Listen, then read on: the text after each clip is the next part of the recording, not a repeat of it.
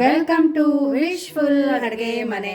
ನೋಡಿ, ಇವತ್ತು ನಾವು ಮೂಲಂಗಿಯಿಂದ ಒಂದು ಹೊಸ ರೆಸಿಪಿನ ಮಾಡ್ತಾ ಇದ್ದೀವಿ. ನೀವು ಯೂಶ್ವಲಿ ಮೂಲಂಗಿಯಿಂದ ಪರಾಟ ಮಾಡ್ತೀರಾ, ಸಾಂಬಾರ್ ಮಾಡ್ತೀರಾ, ಚಟ್ನಿ ಮಾಡ್ತೀರಾ, ರಾಯ್ತಾ ಮಾಡ್ತೀರಾ. ಸೊ ಇವತ್ತೇ ಇದು ಯಾವುದು ಮಾಡದೆ ಒಂದು ಡಿಫ್ರೆಂಟಾಗಿ ಯುನೀಕಾಗಿ ತುಂಬ ಡಿಲಿಷಿಯಸ್ ಆಗಿ ಒಂದು ರೆಸಿಪಿನ ಮಾಡೋಣ. ಇಲ್ಲಿ ನಾನು ಒಂದು 5 ಮೂಲಂಗಿನ ತೊಗೊಂಡಿದ್ದೀನಿ. ಇದ್ರ ಮುಂದ್ಗಡೆ ಇದನ್ನು ತಕ್ಕೊಂಡಿದ್ದೀನಿ. ಇದೇನು ನಮ್ಗೆ ಬೇಕಾಗಿಲ್ಲ. ನೀವು ಬೇಕಂದರೆ ಇದನ್ನು ಕಟ್ ಮಾಡಿಬಿಟ್ಟು ಇದರಲ್ಲಿ ಸಾಂಬಾರಲ್ಲಿ ಅಥವಾ ಪಲ್ಯದಲ್ಲಿ ಹಾಕೋಬಹುದು. ಮತ್ತು ಮೂಲಂಗಿನೂ ಅಷ್ಟೇ ವಾಟರ್ ಕನ್ಸಿಸ್ಟೆನ್ಸಿ ಜಾಸ್ತಿ ಇರೋದ್ರಿಂದ ನಮಗೆ ಮುಳಿಯೋದಿ ಪ್ರಾಬ್ಲಮ್ ಅಂತ ಹೇಳ್ತಾರೆ ನಮ್ಮ ಸೈಡು.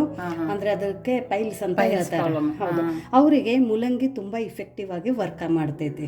ಸೊ ಯಾರಿಗಾದ್ರೆ ಆ ಥರ ಪ್ರಾಬ್ಲಮ್ ಇದ್ದರೆ, ಆಮೇಲೆ ಆಸಿಡಿಟಿ ಜಾಸ್ತಿ ಇದ್ದರೆ, ಆ ಟೈಮಲ್ಲಿ ನೀವು ಮೂಲಂಗಿನ ಹೆಚ್ಚಿಬಿಟ್ಟು ಅಥವಾ ಹಸಿ ಮೂಲಂಗಿನೂ ನೀವು ಇದ್ರ ಜೊತೆ ಅನ್ನ ಸಾಂಬಾರ್ ಜೊತೆನೂ ತಿನ್ಕೋಬಹುದು.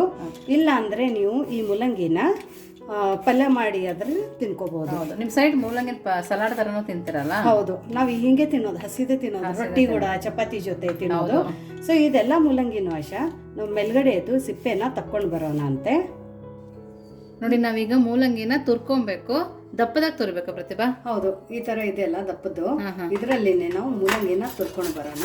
ಕಟ್ ಮಾಡಿ ಹಾಕಿದ್ರೆ ಏನಾಗುತ್ತೆ ಗೊತ್ತಾ ಆಶಾ, ಬಾಯಲ್ಲಿ ಸಿಕ್ಕಿದಾಗ ಮಕ್ಕಳು ಇಷ್ಟಪಡಲ್ಲ. ಹೌದು, ಅದು ಸ್ವಲ್ಪ ಖಾರ ಅನ್ಸುತ್ತೆ, ಮತ್ತೆ ಅದ್ರದ್ದು ಫ್ಲೇವರ್ ಅವ್ರಿಗೆ ಇಷ್ಟ ಆಗಲ್ಲ. ಹಂಗಾಗ್ಬಿಟ್ಟು ನಾವು ಈ ತರ ತುರ್ಕೊಳ್ಳೋಣ. ಮತ್ತೆ ಈ ತರ ತುರ್ಕೊಳ್ಳೋದ್ರಿಂದನೂ ಆಶಾ ಇದ್ರ ಒಳಗಡೆ ನೀರು ಬಿಡುತ್ತಲ್ಲ, ಈ ನೀರು ನಾವು ವೇಸ್ಟ್ ಮಾಡೋಂಗಿಲ್ಲ, ಹಿಂಡಿ ತೆಗಿಯೋಂಗಿಲ್ಲ. ಸೊ ಯಾವುದು ಏನು ನಾವು ಇದ್ರ ಒಳಗಡೆದು ವೇಸ್ಟ್ ಮಾಡ್ತಾ ಇಲ್ಲ ಮತ್ತೆ ತೆಗಿತಾ ಇಲ್ಲ. ಯಾಕಂದ್ರೆ ಫುಲ್ ನ್ಯೂಟ್ರಿಷನ್ ಇಂದಾನೆ ನಾವು ಇವತ್ತಿನ ಈ ರೆಸಿಪಿನ ಮಾಡ್ತಾ ಇದ್ದೀವಿ. ಸೊ ಎಲ್ಲ ಮೂಲಂಗಿನೂ ನಾವು ಇದೇ ತರ ಹೆರ್ಚ್ಕೊಂಡು ಬರೋಣ. ನೋಡಿ, ಎಲ್ಲ ಮೂಲಂಗಿನೂ ಇದೇ ತರ ಹೆರ್ಚ್ಕೊಂಡು ಬಂದಿರೋದು. ನಿಮ್ಗೆ ಇನ್ನೂ ದಪ್ಪ ಬೇಕಂದ್ರೆ ಇನ್ನೂ ದಪ್ಪನೂ ಹೆರಿಸ್ಕೋಬಹುದು, ಬಟ್ ಇಷ್ಟು ದಪ್ಪ ಸಾಕಾಗುತ್ತೆ. ನೋಡಿ, ಇಲ್ಲಿ ನಾನು 5 ಮೂಲಂಗಿನ ಹೆಚ್ಕೊಂಡು ಬಂದಿದ್ದೀನಿ. ಇದ್ರ ಒಳಗಡೆ ಹಿಂಡಿ ನೀರು ತೆಗೆಯೋ ಅವಶ್ಯಕತೆ ಇಲ್ಲ. ಸೊ ಇವಾಗ ಇದ್ರ ಒಳಗಡೆ ನಾವು ಏನು ಹಾಕೋದು ಅಂತ ನೋಡೋಣ ಬನ್ನಿ. ನೋಡಿ, ಇವಾಗ ಹೆಚ್ಚಿರೋದು ಮೂಲಂಗಿ ಒಳಗಡೆ ಇಲ್ಲಿ ನಾನು 1 ಕಪ್ದಷ್ಟು ಕಡಲೆ ಹಿಟ್ಟನ್ನು ಹಾಕೋತಾ ಇದ್ದೀನಿ. ಆಮೇಲೆ 1/4 ಕಪ್ದಷ್ಟು ಅಕ್ಕಿ ಹಿಟ್ಟು ಹಾಕೊಳ್ಳೋದ್ರಿಂದ ಕ್ರಿಸ್ಪಿ ಮತ್ತೆ ಗರಿ ಗರಿಯಾಗಿ ಬರುತ್ತೆ. ಅದ್ರ ಜೊತೆ ಕಲರ್ ಕೂಡ ತುಂಬಾ ಚೆನ್ನಾಗಿ ಬರುತ್ತೆ. ಕಡಲೆ ಹಿಟ್ಟು ಜರಡಿ ಮಾಡಾಕೊಬೇಕಲ್ವಾ? ಹೌದು. ನೋಡಿ, ಇವಾಗ ಇದ್ರ ಒಳಗಡೆ ಸಣ್ಣದಾಗಿ ಹೆಚ್ಚಿರುವಂತ ಉದ್ದ ಸಣ್ಣದಾಗಿ ಹೆಚ್ಚಿರುವಂತ ಈರುಳ್ಳಿ ಉದ್ದನೇ ಹೆಚ್ಕೊಳ್ಳಿ. ಮಾಮೂಲಿ ಈರುಳ್ಳಿ ಪಕೋಡಕ್ಕೆ ಹೆಚ್ತೀವಲ್ಲ ಆ ಥರ ಹೆಚ್ಕೊಂಡ್ರೆ ಸಾಕಾಗುತ್ತೆ. ಹೌದು, ಅದ್ರ ಜೊತೆ ಕ್ಯಾಪ್ಸಿಕಮ್, ನೀವು ಬೇಕಂದ್ರೆ ಕ್ಯಾಬೇಜು ಕೂಡ ಹಾಕೋಬಹುದು, ಕ್ಯಾರೆಟನ್ನು ಕೂಡ ತುರಿದ್ಬಿಟ್ಟು ಹಾಕೋಬಹುದು. ಅದ್ರ ಜೊತೆ ಸಣ್ಣದಾಗಿ ಹೆಚ್ಕೊಂಡಿರುವಂತ ಕೊತ್ತಂಬರಿ ಸೊಪ್ಪು. ನೋಡಿ, ಇವಾಗ ಇದ್ರ ಒಳಗಡೆ ಒಂದು ಸ್ವಲ್ಪ ಎಳ್ಳನ್ನ ಹಾಕೊಳ್ಳೋಣ, ಬಿಳಿ ಎಳ್ಳು ಆಶಾ. ನೀವು ಬೇಕಂದ್ರೆ ಕರಿ ಎಳ್ಳು ಕೂಡ ಹಾಕೋಬಹುದು, ಅದು ಚೆನ್ನಾಗಿರುತ್ತೆ, ತುಂಬಾ ಚೆನ್ನಾಗಿರುತ್ತೆ. ಸ್ವಲ್ಪ ಓಂ ಕಾಳನ್ನ ಹಾಕೊಳ್ಳೋಣ. ಇದೇನು ಕೈಯಲ್ಲಿ ತಿಕ್ಬಿಟ್ಟೆ ಹಾಕ್ಬೇಕಂತೇನಿಲ್ಲ. ನೋಡಿ, ಅರ್ಧ ಸ್ಪೂನ್ ಅಷ್ಟು ಧನಿಯಾ ಪೌಡರ್ ಅನ್ನ ಹಾಕೋತಾ ಇದ್ದೀನಿ. ಧನಿಯಾ ಪೌಡರ್ ಸ್ಕಿಪ್ ಮಾಡಬೇಡಿ, ಯಾಕಂದ್ರೆ ಧನಿಯಾ ಪೌಡರ್ ಇಂದಾನೆ ನಮ್ದೇನ್ ಮೂಲಂಗಿ ಇರುತ್ತಲ್ಲ ಅದಕ್ಕೆ ಟೇಸ್ಟ್ ಎನ್ಹಾನ್ಸ್ ಮಾಡುತ್ತೆ ಆಶಾ. ಅವಾಗ ಮೂಲಂಗಿ ಫ್ಲೇವರ್ ಅಂತ ನಮ್ಗೆ ಬಾಯಲ್ಲಿ ಸಿಗಲ್ಲ.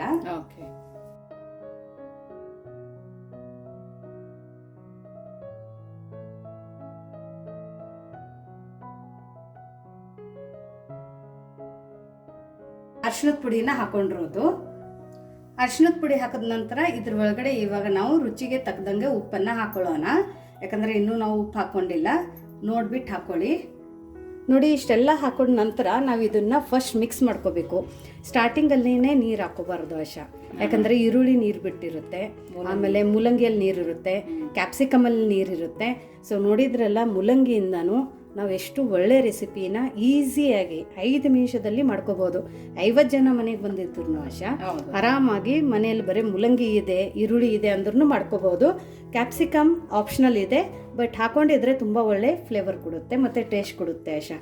ತುಂಬಾ ಕ್ರಂಚಿಯಾಗಿ ಬಾಯಲ್ಲಿ ಸಿಕ್ಕಿದಾಗ ಮಕ್ಕಳು ಈ ರೀತಿ ಮಾಡಿಕೊಟ್ರೆ ವೆಜಿಟೇಬಲ್ಸ್ ಆದ್ರೆ ತಿಂತಾರೆ.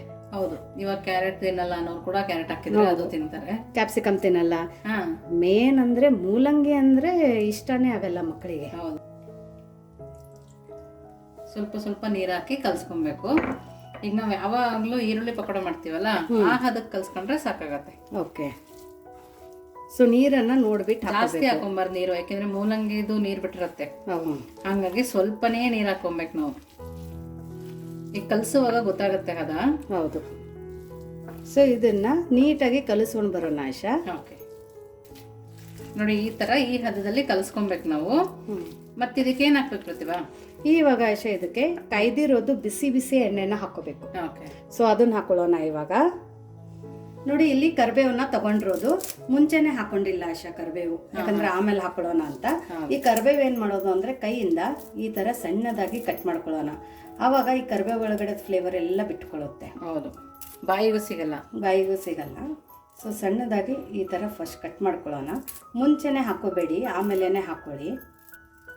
ಇವಾಗ ಇದ್ರ ಒಳಗಡೆ ಆಶಾ ಇವಾಗ ನೋಡಿ ಇಲ್ಲಿ ನಾನು ಲೆಮನನ್ನು ತಗೊಂಡಿದ್ದೀನಿ, ಅರ್ಧ ಲೆಮನು, ಬಟ್ ಅಷ್ಟೆಲ್ಲ ಬೇಡ. ಸ್ವಲ್ಪ ಡ್ರಾಪ್ಸ್ ಲೆಮನನ್ನು ಸುತ್ತ ಹಾಕೊಳ್ಳಿ, ಮಧ್ಯದಲ್ಲಿ ಹಾಕೋಬೇಡಿ, ಸುತ್ತ ಹಾಕೊಳ್ಳಿ. ಇವಾಗ ನೋಡಿ ಬಿಸಿ ಬಿಸಿ ಎಣ್ಣೆ, ತುಂಬಾ ಕಾಯ್ದಿರೋದು ಎಣ್ಣೆ, ಅದನ್ನ ಈ ಕರಿಬೇವು ಮೇಲೆ ಹಾಕೋಬೇಕು. ಈ ತರ ಹಾಕೊಂಡು ಇವಾಗ ಆಶಾ ಇದನ್ನ ಇಮಿಡಿಯೇಟ್ ಆಗಿ ಮಿಕ್ಸ್ ಮಾಡ್ಕೋಬೇಕು. ನೋಡಿ ಈ ತರ ನಾವು ಬಿಸಿ ಎಣ್ಣೆ ಹಾಕಿದ್ರು ಬಿಸಿ ಆಗಲ್ಲ ಕೈ. ಹೌದು, ಕಲಿಸ್ಕೊಬಹುದು. ಇಮಿಡಿಯೇಟ್ ಆಗಿ ತೆಳಗಡೆ ಹಿಟ್ಟು ಮೇಲ್ಗಡೆ ತಗೊಂಡು ಕಲಿಸ್ಕೋಬಹುದು. ಸೊ ನೋಡಿ ಬಿಸಿ ಎಣ್ಣೆ ಹಾಕೊಳ್ಳೋದ್ರಿಂದ ಆಶಾ ಒಳಗಡೆ ಒಂಥರ ಸ್ಪಾಂಜಿ ಬರುತ್ತೆ, ಮೇಲ್ಗಡೆ ಕ್ರಿಸ್ಪಿ ಬರುತ್ತೆ. ಆಮೇಲೆ ನಾವು ಇದಕ್ಕೆ ಸೋಡಾ ಬಳಸ್ತಾ ಇಲ್ಲ, ಬೇಕಿಂಗ್ ಸೋಡಾ ಬಳಸ್ತಾ ಇಲ್ಲ, ಕುಕಿಂಗ್ ಸೋಡಾ ಬಳಸ್ತಾ ಇಲ್ಲ. ಹಾಗಾಗಿ ಇದ್ರ ಒಳಗಡೆ ನಾವು ಒಂದು ಸ್ವಲ್ಪ ಲೆಮನ್ ಅನ್ನ ಹಾಕೊಂಡಿದೀವಿ. ಲೆಮನ್ ಹಾಕೊಳ್ಳೋದ್ರಿಂದ ನಾವು ಇದಕ್ಕೆ ಮೂಲಂಗಿ ಬೇರೆ ಹಾಕೊಂಡಿದೀವಿ, ಕುಕಿಂಗ್ ಸೋಡಾ ಬೇರೆ ಹಾಕೋತಾ ಇಲ್ಲ. ಸೊ ಲೆಮನ್ ಏನ್ ಮಾಡುತ್ತಂದ್ರೆ ಇದೆಲ್ಲ ಒಂದೇ ಸರ್ತಿಗೆ ವರ್ಕ್ ಮಾಡುತ್ತೆ. ಸೊ ನಾವು ತಿನ್ನೋಂತ ರೆಸಿಪಿ, ನಾವು ಮಾಡೋಂತ ರೆಸಿಪಿ ಬಾಯಲ್ಲಿ ತುಂಬಾ ಒಳ್ಳೆ ಫ್ಲೇವರ್ ಮತ್ತೆ ಟೇಸ್ಟ್ ಕೊಡುತ್ತೆ. ಅನ್ಸೋದೇ ಇಲ್ಲ, ಒಗರು ಅಂಶ ಬರಲ್ಲ. ಸೊ ಮತ್ತೆ ಸೋಡಾ ಹಾಕಿಲ್ಲ ಅಂದ್ರೆ ಫ್ಲಫಿನೂ ಆಗುತ್ತೆ, ಉಬ್ಬುತ್ತೆ ಚೆನ್ನಾಗಿ. ಸೊ ಅದು ಏನಂದ್ರೆ ಇದು ಲೆಮನ್ ಅಂದ್ರೆ ಒಂಥರ ಸಿಟ್ರಿಕ್ ಆಸಿಡ್ ಇದ್ದಂಗೆ. ಸೊ ಅದನ್ನ ವರ್ಕ್ ಮಾಡುತ್ತೆ. ನೋಡಿ ಈ ಹದ ಇದ್ರೆ ಸಾಕಾಗುತ್ತೆ. ನಾವು ಎಣ್ಣೆಲಿ ಬಿಡುವಾಗ ಈ ತರ ಬಿಟ್ರೆ ನೀಟಾಗಿ ಬರುತ್ತೆ. ಹೌದು, ಇವಾಗ ಇದನ್ನ ಬಿಸಿ ಬಿಸಿ ಎಣ್ಣೆಯಲ್ಲಿ ಬಿಡೋಣ ಬನ್ನಿ. ನೋಡಿ ಇಲ್ಲಿ ಎಣ್ಣೆ ತುಂಬಾ ಚೆನ್ನಾಗಿ ಬಿಸಿ ಆಗಿದೆ. ಎಣ್ಣೆ ಚೆನ್ನಾಗಿ ಬಿಸಿ ಆದ ನಂತರ ಫ್ಲೇಮ್ ಅನ್ನ ಲೋ ಅಲ್ಲಿ ಇಟ್ಕೊಂಡು ಇವಾಗ ನಾವು ಮೂಲಂಗಿ ಪಕೋಡನ ಬಿಟ್ಕೊಳ್ಳೋಣ. ಸೊ ನೋಡಿ ಈ ಥರ. ಸೊ ಬಿಡಿ ಬಿಡಿಯಾಗಿನೇ ಹಾಕೊಳ್ಳಿ, ನಿಮಗೆ ಯಾವ ಥರ ಬೇಕೋ ಆ ಥರ ಬಿಡಿ ಬಿಡಿಯಾಗಿನೇ ಹಾಕೊಳ್ಳಿ. ಇದಕ್ಕೆ ಪರ್ಟಿಕ್ಯುಲರ್ ಶೇಪ್ ಅಂತ ಹಾಕಬೇಡಿ, ನಿಮಗೆ ಹೆಂಗೆ ಬಿಡೋಂಗಾಗುತ್ತೆ ಹಂಗೆ ಬಿಡಿ. ಅವಾಗ ಏನಾಗುತ್ತೆ ಅಂದರೆ ನೋಡೋಕ್ಕೂ ಚೆನ್ನಾಗಿರುತ್ತೆ, ತಿನ್ನೋಕ್ಕೂ ಚೆನ್ನಾಗಿರುತ್ತೆ, ಕ್ರಿಸ್ಪಿಯಾಗೂ ಬರುತ್ತೆ. ಸ್ವಲ್ಪ ಸಣ್ಣ ಸಣ್ಣ ಬಿಟ್ಟರೆ ಹೌದು ತುಂಬ ಕ್ರಿಸ್ಪಿಯಾಗಿರುತ್ತೆ, ತುಂಬ ಚೆನ್ನಾಗಿ ಬರುತ್ತೆ. ಇವಾಗ ನೋಡಿ ಪಕೋಡ ಹಾಕಿ ಆದ ನಂತರ ಫ್ಲೇಮನ್ನು ಮೀಡಿಯಮ್ ಫ್ಲೇಮಲ್ಲಿ ಇಟ್ಕೋಬೇಕು. ಫ್ಲೇಮನ್ನು ಮೀಡಿಯಮ್ ಫ್ಲೇಮಲ್ಲಿ ಇಟ್ಕೊಂಡು ಆಮೇಲೆ ನಿಧಾನಕ್ಕೆ ಜಸ್ಟ್ ಈ ಥರ ಟರ್ನ್ ಮಾಡ್ಕೊಳ್ಳಿ. ಕಲರ್ ಚೇಂಜ್ ಆಗಿದೆ ಅಂದರೆ ಮಾತ್ರ ತಿರುಗಿಸ್ಬಿಡಿ. ನೋಡಿ ಕಲರ್ ಕೂಡ ಎಷ್ಟು ಚೆನ್ನಾಗಿ ಕಾಣಿಸ್ತಾ ಇದೆ ನೋಡಿ. ಹೌದು, ತುಂಬ ಸಖತ್ತಾಗಿ ಕಾಣ್ತಾ ಇದೆ. ಬಟ್ ಇನ್ನೊಂದು ಏನು ಗೊತ್ತಾ ಆಶಾ, ಮೂಲಂಗಿದ ವಾಸನೆನೇ ಬರ್ತಾ ಇಲ್ಲ. ಹೌದು, ಮೂಲಂಗಿ ಸ್ಮೆಲ್ ಬರ್ತಾ ಇಲ್ಲ. ಒಟ್ಟು ಬರ್ತಾ ಇಲ್ಲ. ಸೊ ಹಾಗಾಗಿ ನೀವು ಈ ಥರ ಮಾಡಿದರೆ ಗೊತ್ತೇ ಆಗಲ್ಲ ಇದ್ರ ಒಳಗಡೆ ನೀವು ಮೂಲಂಗಿ ಹಾಕಿ ಮಾಡಿದ್ದೀರಾ ಅಂತ. ಸೊ ಮೂಲಂಗಿಯಿಂದನೂ ಈ ತರ ಒಂದು ಒಳ್ಳೆ ರೆಸಿಪಿನ ದಿಢೀರ್ ಅಂತ ಮಾಡ್ಕೋಬಹುದು. Healthy recipe. ಪ್ರತಿಭಾ ಪಾರ್ಟಿ ಇದ್ದಾಗ ಕೂಡ ಈ ತರ ಮಾಡಿದ್ರೆ ಯಾವ್ದ್ರಿಂದ ಮಾಡಿದ್ದೀರಾ ಅಂತ ಕೂಡ ಕೇಳ್ತಾರೆ. ರುಚಿಯ ಕೂಡ ಇರುತ್ತೆ. 101% ಕೇಳ್ತಾರೆ. ಹೌದು, ನಾವ್ ಯಾವಾಗ್ಲೂ ಈರುಳ್ಳಿ ಚದೇ ಪಕೋಡ ಮಾಡ್ತಾ ಇರೋದಕ್ಕಿಂತ ಡಿಫ್ರೆಂಟ್ ಆಗೂ ಮಾಡ್ದಂಗ ಅನ್ಸುತ್ತೆ. ಹೌದು, ಮತ್ತೆ ನೀವು ಮೂಲಂಗಿಯಿಂದ ಪಕೋಡ ಮಾಡಿದ್ದೀರಿ ಅಂದ್ರೂ ಯಾರು ನಂಬೋದೇ ಇಲ್ಲ. ಹೌದು, ಯಾಕಂದ್ರೆ ಅದು ಕಾಣೋದು ಇಲ್ಲ, ಸ್ಮೆಲ್ಲು ಬರಲ್ಲ, ಸ್ಮೆಲ್ಲು ಬರ್ತಾ ಇಲ್ಲ ಮೂಲಂಗಿದು. ಸೊ ಇದನ್ನ ಒಂದು ಸ್ವಲ್ಪ ಗೋಲ್ಡನ್ ಬ್ರೌನ್ ಆಗೋ ತನಕ ಕರ್ಕೊಂಡು ಬರೋಣ. ಸೊ ನೋಡಿ ಇದು ತುಂಬ ಚೆನ್ನಾಗಿ ಗೋಲ್ಡನ್ ಬ್ರೌನ್ ಕಲರ್ ಬಂದಿದೆ, ಕೆಂಪು ಕಲರ್ ಬಂದಿದೆ. ಸೊ ಇದನ್ನ ಇವಾಗ ತಕ್ಕೊಳ್ಳೋಣ.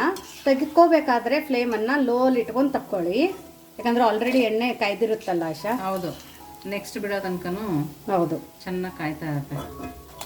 ಸೊ ಇವಾಗ ನೋಡಿ ಇಷ್ಟು ಚೆನ್ನಾಗಿ ನಮ್ಮದು ಮೂಲಂಗಿ ಪಕೋಡ ಇವಾಗ ರೆಡಿಯಾಗಿದೆ. ಇನ್ನೊಂದು ಸರ್ತಿ ಹಾಕಿ ನೋಡೋಣ ಆಶಾ. ಇವಾಗ ಎಣ್ಣೆ ಇನ್ನೂ ಲೋ ಫ್ಲೇಮಲ್ಲಿನೇ ಇದೆ.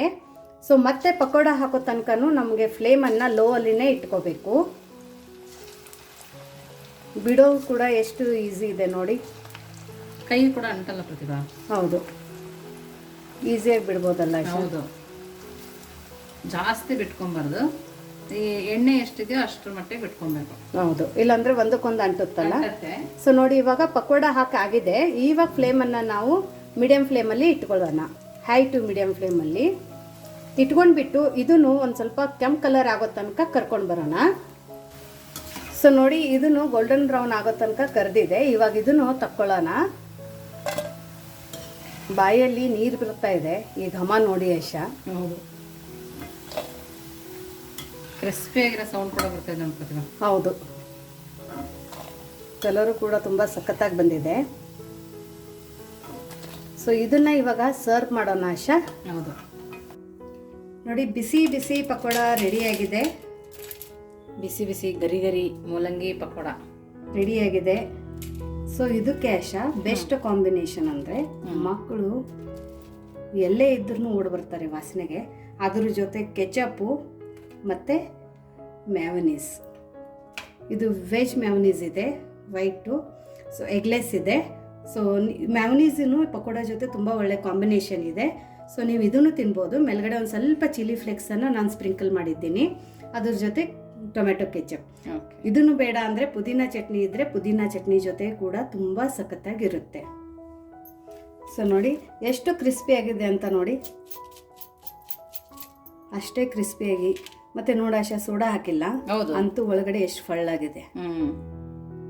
ಎಷ್ಟು ಫಳ್ಳಾಗಿ ಎಷ್ಟು ಚೆನ್ನಾಗಾಗಿದೆ. ಒಳಗಡೆ ಸಾಫ್ಟು, ಹೊರಗಡೆ ಕ್ರಿಸ್ಪಿ. ಇದಕ್ಕೆ ನೋಡಾಶ ಮ್ಯಾವನೀಸ್ ಜೊತೆ ಹೊಸ ಟೇಸ್ಟು. ಆಮೇಲೆ ನೀವು ಬೇಕಂದ್ರೆ ಇದನ್ನು ಕೆಚಪ್ ಜೊತೆ ಕೂಡ ತಿನ್ಕೋಬೋದು. ಟೇಸ್ಟ್ ಮಾತ್ರ ತುಂಬ ಚೆನ್ನಾಗಿದೆ. ಚೆನ್ನಾಗಿದೆಯಾ? ಹೌದು, ಮೂಲಂಗಿ ಅಂತ ಯಾರೂ ಹೇಳಲ್ಲ. ಹೌದಾ? ಈರುಳ್ಳಿ ಪಕೋಡ, ಈರುಳ್ಳಿ ಜೊತೆ ಕ್ಯಾಪ್ಸಿಕಮ್ ಥರ ಬರ್ತಾ ಇದೆ ಅಷ್ಟೇ. ಆ ಬಾಯಲ್ಲಿ ಕ್ರಿಸ್ಪಿನೆಸ್ಸು.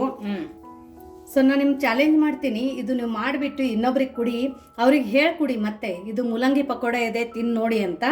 101% ಹೇಳ್ತೀನಿ, ಅವ್ರು ನೀವು ಸುಳ್ಳು ಹೇಳ್ತಿದ್ದೀರಾ ಅಂತ ಅಂತಾರೆ. ಯಾಕಂದರೆ ಇದ್ರ ಒಳಗಡೆ ಮೂಲಂಗಿದು ಎಲ್ಲಿ ಫ್ಲೇವರ್ ಬರ್ತಾ ಇಲ್ಲ. ಹೌದು, ಒಂಥರ ಡಿಫ್ರೆಂಟಾಗಿ ತುಂಬ ಚೆನ್ನಾಗಿ ಮತ್ತು ಯುನೀಕ್ ಟೇಸ್ಟ್ ಇದೆ. ಈ ಟೇಸ್ಟು ಮತ್ತು ಈ ಫ್ಲೇವರು ನೀವು ಎಲ್ಲಿ ತಿನ್ನೋಕ್ಕಿಲ್ಲ. ಅಷ್ಟು ಒಳ್ಳೆ ರೆಸಿಪಿ ಇದೆ, ಅಷ್ಟು ಒಳ್ಳೆ ಟೇಸ್ಟ್ ಇದೆ. ಸೊ ಈ ಮೂಲಂಗಿ ಪಕೋಡ ರೆಸಿಪಿ ನಿಮಗೆ ಹೇಗೆ ಅನ್ನಿಸ್ತು ಅಂತ ಕಮೆಂಟ್ ಮೂಲಕ ತಿಳಿಸೋದನ್ನು ಮರಿಬೇಡಿ. ಇನ್ನೂ ನಮ್ಮ ಚಾನಲ್ನ ನೀವು ಸಬ್ಸ್ಕ್ರೈಬ್ ಆಗಿಲ್ಲ ಅಂದರೆ ಸಬ್ಸ್ಕ್ರೈಬ್ ಆಗಿ, ಲೈಕ್ ಮಾಡಿ ಮತ್ತು ಜಾಸ್ತಿ ಶೇರ್ ಮಾಡಿ. ಈ ಥರ ಯುನೀಕ್ ರೆಸಿಪೀಸ್ಗಳು ನಿಮ್ಮ ಫ್ಯಾಮಿಲಿ ಮತ್ತು ಫ್ರೆಂಡ್ಸ್ಗಳಿಗೆ ಬೇಕಾಗಿದ್ದರೆ. ಹಾಗೂ ಮತ್ತೆ ನಾವು ಸಿಗೋಣ ನಮ್ಮದು ಉತ್ತರ ಕರ್ನಾಟಕ ಮತ್ತು ಹಾಸನ್ ರೆಸಿಪೀಸ್ಗಳಲ್ಲಿ ಇದೇ ಥರ ಹೊಸ ಹೊಸ ರೆಸಿಪೀಸ್ ಜೊತೆ. ವಿಶ್ ಫುಲ್ ಅಡುಗೆ ಮನೆಯಲ್ಲಿ. Thank you.